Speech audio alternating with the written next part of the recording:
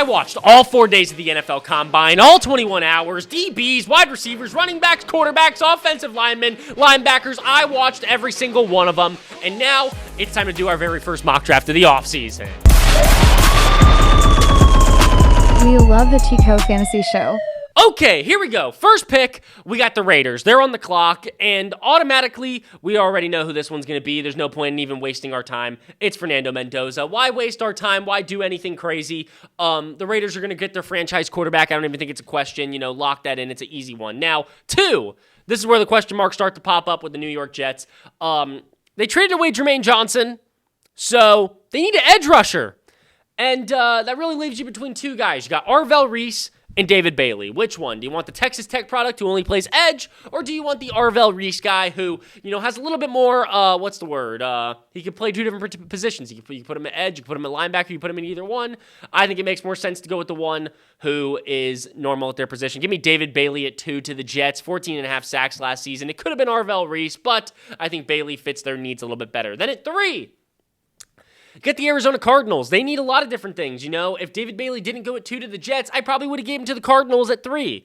But instead of giving them a defensive guy, I think I'm going to go offensive here. You got a few fun guys on the board. You got Carnell Tate, Jordan Tyson, Jeremiah Love. Oh my God, what if he flies up the board and goes there? No, it's not happening. Give me Francis. I never know how to say his last name, Mauigoa, I think, but from Miami. Give me the tackle. The Cardinals need the offensive line help. He's an elite tackle prospect. They're hard to find, and it's easy to get a 4th-round running back to run behind Francis Magoa. It's hard to get a great offensive lineman to protect Jeremiah Love, if that makes any sense. But at 4, you get the Titans. I think this one's an easy pick. They're going to be running to the board if this is what the board looks like. It is easily Arvell Reese. Give me Arvell Reese going to the Titans. I mean, the versatile defender. He can play linebacker. You can put him to rush off the edge. He's the perfect fit for this defensive-minded system. It just makes sense. At 5, we got the Giants, and they're a team that can go in a few different directions here. This could be where we see Caleb Downs go, potentially. I don't think it will be. You got Tyler Nubin and Javon Holland back there. I don't think there's a need for a safety. You could go offense.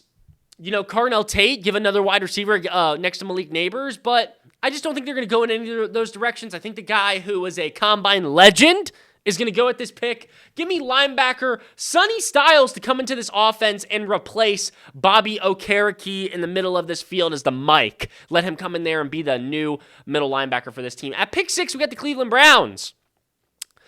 Once again, another team that can go a lot of different directions. Defense, offense. I think they go offense. The Cleveland Browns don't have a single offensive lineman returning this season, so I think it's pretty safe to assume they're going to go with an offensive lineman. And if Francis Mauigoa goes at 3, I think they're going to take the next best guy. And in my opinion, based off the Combine, what we saw at the Combine, the next best guy, crazy one, some people are not going to agree with this, Monroe Freeling out of Georgia. A huge riser after the NFL Combine. Came in at 6'7", 315 pounds, had a 9.99 raw relative athletic score, RAS. The Browns desperately need the offensive line help. I just think it's a good move for them, bringing in Monroe Freeling and putting him there. At 7, we got the Washington Commanders, and this is a one where I feel like they got a few different options here. You could bring in the running back. They're kind of in need of a strong running back with Jeremiah Love, possibly. Carnell Tate, another Ohio State wide receiver to go up with Terry McLaurin. And then you also have Reuben Bain Jr., who's still on the board, somebody who was previously regarded as the best edge rusher in this class, and then the NFL Combine happened, and they figured out that he had tiny little arms. But, I think if you can get to the quarterback, you have a chance at beating any team in the league. So I'm going to go with Reuben Bain Jr. to the Commanders at 7. A bit of an interesting one, but I think it'll work. Teams want multiple edge rushers now. You'll be pairing him up with Dorrance Armstrong. Get some rotational depth there. That defensive front gets a little bit scary with him there. I think it's a good fit. I think it works. At 8, you got the Saints. And this is a fun one for me. This is a fun one. I think you can make a fun pick here, Caleb Downs is still on the board. I don't think he'll be a Saint, though. They have Julian Blackmon, and what's the other safety they have? I can't think of the other safety's name. But they also have another safety. I don't think safety is really a position of need for them. You could go wide receiver, Carnell Tate, Jordan Tyson. They'll be on the board, but I don't think they go that direction either. Who's getting old? Alvin Kamara. I think they go to running back here. The best running back in this class. It's Jeremiah Love at 8. I think he ends up on the Saints. It makes sense. The Saints need those offensive playmakers. Jeremiah Love's going to come in there and be a potential superstar for them. You could go with a few other offensive guys there, but I think Jeremiah Love's going to make the biggest difference, and I don't know why you wouldn't go with the guy who's going to make the biggest difference. It is so sad to me that the Chiefs have a top 10 pick. I think it is absolutely disgusting that they have a top 10 pick. And with how the board looks right now, God, dude, the fact that the Chiefs might be able to take home Carnell Tate, Caleb Downs, Kenyon Sadiq, it is just so disgusting to me. But I think if the board looks the way it looks right now, I think I'm going to say Caleb Downs ends up on the Kansas City Chiefs. They need the safety help. Safety is definitely a position in need for them. Caleb Downs is by far, I think, the best player on the board at this point. I don't even think it's close. If he makes it to 9, it's ridiculous. It's disgusting. The only reason he would fall down the boards that far is because he's a safety, but I think that's absolutely ridiculous. But if he ends up on the Chiefs, man, what a terrible day. One of the best players in the draft going to one of the best teams with the highest pick. Yeah, Kansas City has to take him at that point. Pick 10, you got the Bengals. And, I feel like the Bengals every year for the past couple of years have messed up this pick. Last year, it was Shamar Stewart. Look how that one turned out. They're still in desperate need of a good edge rusher. And there is one on the board who I personally hate. I don't think he should go this high. I think he's going to be a bust. But, if anybody's going to draft a bust in this draft, it's going to be the Bengals. Give me Kendrick Folk to go to the Bengals at 10 out of Auburn. It's a bit of a reach, but it's a very Bengals-style draft pick. It doesn't make any sense. People are going to be pissed off about it, and it just sounds exactly like something the Bengals would do. At 11, we got my Miami Dolphins. Some fun things they can do here. You got Carnell Tate on the board. You got Jordan Tyson on the board. You got Kenyon Sadiq. Imagine Kenyon Sadiq in a Dolphins jersey. God, that would be fun. But ultimately, the number one biggest issue for them at the moment is their corner position. So you're going to have to go with Mansour Delane. Mansour Delane's going to come in there, automatically be the best corner on that team. It's definitely our hugest position in need. It's not even close. And I like it. You can't be mad about the Dolphins getting Mansour Delane there. With the next pick, we got the Dallas Cowboys. The Dallas Cowboys, who also have very similar needs to the Dolphins. They need a corner. And a corner who did not participate in the combine, but I absolutely adore. I think he could be even better than Mansour Delane, but I believe he was dealing with an injury that kept him out this whole past season, so Mansour Delane's going to go a little bit ahead of him. It's Jermod McCoy going here to the Cowboys out of Tennessee, the counterpart to Colton Hood. He's fantastic. Jermod McCoy is great. I think he's going to come into this Dallas offense and, step in there and be a great corner for them. They really need that, and, you can't be mad about it. Pick 13, you got the Rams, another team that's scary that they have a pick this high. If the board looks the way it looks, you got Carnell Tate, Jordan Tyson, Caleb Lomu, Kenyon Sadiq, Peter Woods, Mekhi Lemon, Dylan Thieneman, Spencer Fano, Avion Terrell. There's a lot of great names still on the board here, but I got to think the Rams are going to go with the best player available, and in my opinion, I think the best player available is Kenyon Sadiq. Tight end is definitely something that, is flying up the boards as of in these recent years. Last year we saw, who was it? I can't think of the Bears tight end right now. Can't think of his name. Michigan guy. Can't think of his name. But him, Tyler Warren, Colston Loveland. Jesus, I can't believe I forgot his name. These guys are flying up boards, and I don't know. The Rams taking him at 13 just makes sense to me. 14, we got the Ravens. Defense, the defensive line has been lacking a little bit for the Ravens. I feel like that's definitely where they'll be going in the draft. Edge rusher, I think there's one very good one still available. There's a few good ones still available, but there's somebody, in my opinion, who's a little bit better than everybody else. He's coming off a 12 and a half sack season. It's Akeem Messidor coming out of Miami. I think he could step into that Ravens offense and be a great player coming off the edge for them. I just think that would be a good fit. 15, you got the Buccaneers. I feel like they're in need of a linebacker. If you're asking me, I feel like linebacker is definitely a position in need for them. Still some great guys left on the board, but I feel like they're going to go with the guy that they really need. Give me C.J. Allen out of Georgia to end up on the Tampa Bay Buccaneers. Allen led Georgia this past season in tackles, was the leader of that defense, a captain. Tampa needs a defensive leadership in the middle of the field, and that's exactly what he's going to come in there and provide. For the second time in this draft now, at pick 16, you got the Jets who are coming back up on the board, and the Jets are one of the worst teams in the NFL roster-wise. I think they are the worst team in the NFL roster-wise, if you're really asking me. And they got to just go with whoever is going to give them the, best player available is really what I think they got to go for here. And one guy has fallen down the board extremely far.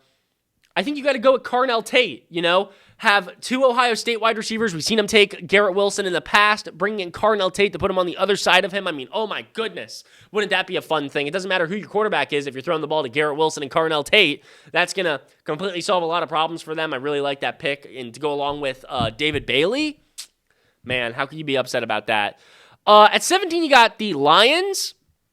Their biggest issue right now is definitely the offensive line, in my opinion. I don't even think it's a question. I think their offensive line is clearly the biggest issue. And I think they go with a tackle here. Give me Caden Proctor from Alabama to end up on the Lions right here. He comes in there, I feel like they need to prioritize the offensive line in the first round, and it's just going to give them another powerful offensive lineman to keep that unit still elite, which, they need to get that unit back to where it was. Pick 18, you got the Minnesota Vikings. A lot of different ways they could go here, Mekhi Lemon still on the board, a great wide receiver. Jordan Addison on the last year, I believe, of his contract. Jordan Tyson still on the board. Caleb Lomu, they go offensive line. That's always been a problem in the past. My favorite player on the board, and it just makes sense to me for him to be in a Minnesota Vikings jersey. Call me stupid, call me crazy. Give me Dylan Thieneman out of Oregon. I love him. He is my favorite safety in this class, other than Caleb Downs, who went earlier. I just like Dylan Thieneman. I love his build. I just thought he was really well at the combine, played well at Oregon. I like him. I think he's a good guy. I think he'll be a good fit in that Vikings team. Pick 19, we got the Panthers, the Carolina Panthers. They have a lot of different needs. But their number one need is definitely anything on the defense. Their defense is, shit, as we all know. Their defense is very much in the gutter. And I'm looking for somebody on here. Found him. Okay. I think they help out the defensive line here. I think that's probably the best decision for them to go up front. And the number one guy that I see that's still on the board that I believe fell a little bit here, didn't participate in the combine, defensive tackle out of Clemson, Peter Woods. Woods is going to add some strength to that interior defensive line, and, hopefully he can get home a little bit, get this team a few more sacks. That's really what they need. Pick 20. It's the Dallas Cowboys' second pick in this draft. And this one's a little stupid. I don't love this pick. I don't love this pick at all, to be honest with you.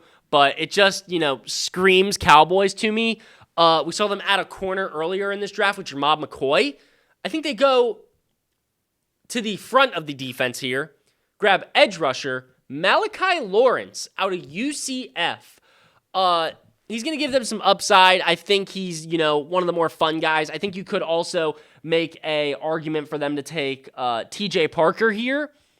But I feel like the guy who profiles to be the better edge in the NFL is Malachi Lawrence. And that's the guy I'm going with for them there.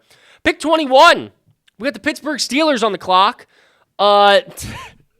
Man, I think one of the biggest issues that this team had last year was the wide receiver room. DK Metcalf is great, but other than that, what do you got? You got absolutely nothing, and you have two wide receivers who have absolutely fallen down the board here. You got Jordan Tyson and Mekhi Lemon. Who fits the Steelers wide receiver build? It's easy. It's Mekhi Lemon. He is, that weird, spunky wide receiver who they could put in the slot. It makes perfect sense to go along with DK Metcalf. You throw DK back on the outside. You give him Mekhi Lemon. It doesn't matter if you have Aaron Rodgers at QB, Mason Rudolph, Will Howard. It doesn't matter who it is. Mekhi Lemon is going to give you a very easier time to get the ball to your guys. He's a great wide receiver. 22, we got the Chargers. And their biggest need, in my opinion, once again, is offensive line. This is where we start seeing a lot of these offensive linemen go, in my opinion. And this is one who I believe has fallen a little bit, had a really good combine. Spencer Fano. Spencer Fano goes to the Chargers here out of Utah. Gives them some offensive line help. I think that's going to add a massive piece for them. He's going to help protect the quarterback, stabilize the offense, and I don't know, it just works. I think it makes sense, going offensive line there. They don't really need receiver. Running back's not a problem. Defense, I don't love any of the defensive guys on the board here. It just makes the most sense to me.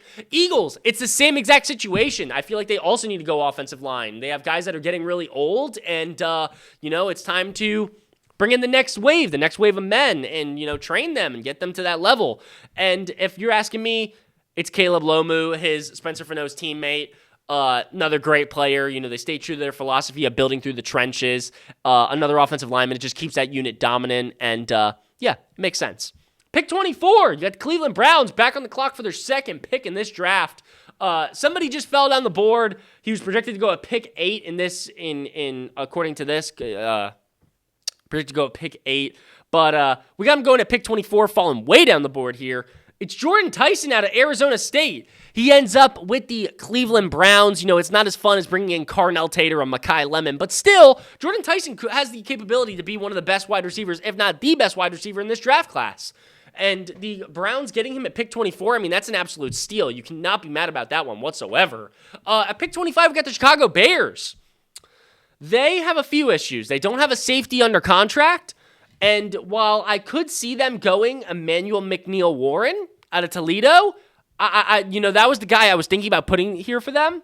But I think it would be better for them. I feel like they can get a safety in free agency. I feel like that's not going to be a problem. I feel like that's going to be something they address in free agency.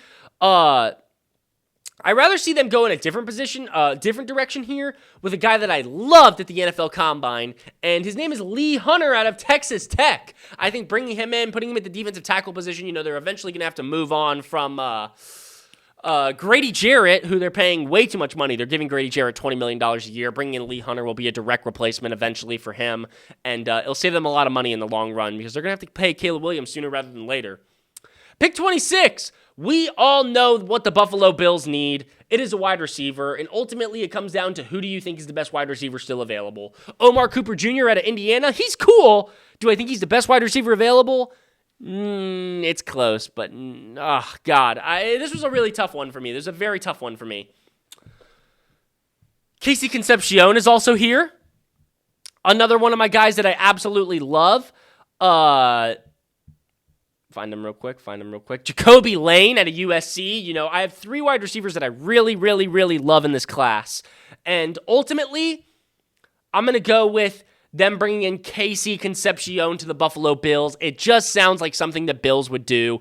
It just makes sense. It makes more sense to me than bringing in Jacoby Lane. He profiles to be a similar wide receiver to Keon Coleman. What's his face? Omar Cooper Jr. is awesome. I just don't feel like they're going to make that good decision to bring him in. So, I don't know. But speaking of Omar Cooper Jr., give me him going to the Niners. They are in desperate need of a new wide receiver after Brandon Ayuk left. Even if Deebo Samuel does somehow end up coming back there this offseason, it doesn't matter because Omar Cooper Jr. can basically do the same exact thing. He's just a fun, spunky wide receiver for them to have, and I just think it's a good fit for him. At pick 28... we got the Texans. They definitely need to go offensive line. It's not even a question. Let's get this one out quick. Penn State, Olaviva Vega Lone. I never can pronounce his name. I never know how to pronounce it. I really got to Google that one. But they need any offensive line help they can get, and that's probably the direction I think they're going to go in, whatever's the best available at that point. Pick 29. This used to be the Rams, but now it's the Chiefs. And there is a corner who is still available in this draft. I think he has the potential to be a pretty damn good corner in the NFL. There's actually 2 corners right now who are still available on this board. And, you're between A.J. Terrell's brother, Avian Terrell, and Colton Hood out of Tennessee. Both of them are fantastic. Both of them are great options. I think both of them have the potential to develop into actually good corners for the Chiefs. But I got to go with the one that I personally think is better. It's Colton Hood out of Tennessee, ending up on the Kansas City Chiefs. He goes over there, and that's your replacement for for Mr. Trent McDuffie. And is it a great replacement? Only time will tell. That's really all we can do is only time will tell. But at pick 30, you got the Denver Broncos, And a couple different ways they could go here. They could go defense, or they could look in a different direction and go offensively. And I can't let my guy not make it out of the first round. I love Jacoby Lane ending up on the Broncos, I know that they went with a receiver last year and Pat Bryant in the third round, and they took Jahdae Barron in the the first. But Jacoby Lane just profiles to be a similar wide receiver to Courtland Sutton, except he's faster and better, in my opinion. I think Jacoby Lane has all the tools to be a great wide receiver and easily be their wide receiver 1 for the Broncos. I would love that landing spot for him. God, would I love that. I love Jacoby Lane so much. He rose up my board so much when it came to the NFL Combine. I just absolutely love him. One of my favorite players in this entire draft. Probably my favorite pick right there. Pick 31, though, we got the New England Patriots, and I think they're going to go with... God, there's a few different ways it could go here. If you really want to make this fun, you want to make this a fun mock draft, you want to end it out on a crazy note, we could go with Zachariah Branch out of Georgia, one of the strongest wide receivers in this draft. I believe he hit, what was it? I think he was 19 on the bench press. I mean, something like that. Maybe he was in the 20s. I don't know. He's a strong guy, had a great combine, but played pretty good at Georgia, was their leading wide receiver. He is a great option for them. Or... you have other directions you can go. You can go in the complete opposite direction. You go on the defense, You can grab them a linebacker like Jacob Rodriguez sitting in the middle of the field for them. Or you can grab them a defensive tackle in Caleb Banks. There are so many fun guys that you can get here for the Patriots. There's so many options. Avian Terrell is still on the board. So many great guys. Ultimately, damn, let's make it fun. Let's make it a fun mock draft. Let's go with... tough decision, man. Tough decisions. We're going to go with the fun guy. We're going to go with the fun one. Give me Zachariah Branch. Give me Zachariah Branch to end up on the Patriots. It's just fun. I like it. And finally, we finished it off with the Super Bowl champion Seattle Seahawks. Who are they losing? Who are they gaining? We don't know. But... I do feel like corner is always a position of need for everybody. There's clearly somebody who's fallen down the board. Give me AV on Terrell to go to the Seahawks at 32. Here's our full mock draft. Let me know what you agree with. Let me know what you disagree with. And don't forget to leave a like, comment, and subscribe. Thank you so much for watching. I'll see you next time. We love the Tico Fantasy Show.